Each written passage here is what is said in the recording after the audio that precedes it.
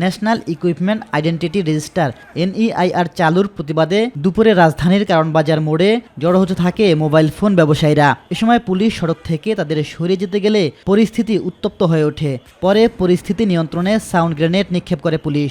এ সময় ব্যবসায়ীদের সঙ্গে ধাওয়া পাল্টা ধাওয়ার ঘটনা ঘটে। 35 দিন পরে আমাদের সে কাঙ্ক্ষিত নির্বাচন, এই নির্বাচন উপলক্ষে আমরা কোনো গোষ্ঠী বা এমন কোনো কিছু করবো না যাতে তারা কেউ কোনো সুযোগ সুবিধা নাই বা এই যাতে ভিতরে ঢুকে কোনো চক্রান্ত করে বা কোনো বিশৃঙ্খলা করার চেষ্টা করে। তো তারই অংশ হিসেবে যেহেতু সময় একেবারে কম, এই সময়টাতে আপনারা একটু ধৈর্য ধরেন। পরে সন্ধ্যায় পুলিশের এই কর্মকর্তা জানান, সরকারি সিদ্ধান্তে আগামী 3 মাস NEIR পদ্ধতি বন্ধ থাকবে।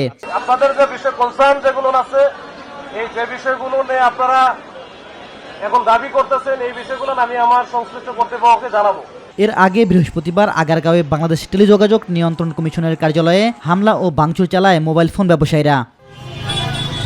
এদিকে মোবাইল ফোন ব্যবসায়ীদের হামলায় ক্ষতিগ্রস্ত BTRC ভবন পরিদর্শন করেন প্রধান উপদেষ্টা ডাক, টেলিযোগাযোগ ও তথ্য প্রযুক্তি বিষয়ক বিশেষ সহকারী ফয়েজ আহমেদ তৈয়ব। ভবনে হামলার ঘটনায় জড়িতদের কঠোরভাবে বিচারের আওতায় আনার ঘোষণা দেন তিনি। এই হামলার নিন্দা জানাই এবং যারা এর সাথে জড়িত তাদেরকে আইনের আওতায় আনার জন্য আমরা স্বরাষ্ট্র মন্ত্রণালয়কে অনুরোধ করেছি।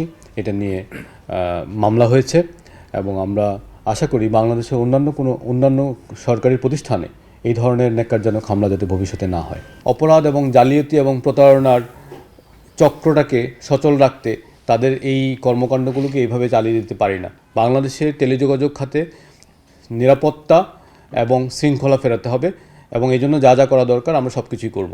ইলিয়াস মাতবর, মাই টিভি, ঢাকা।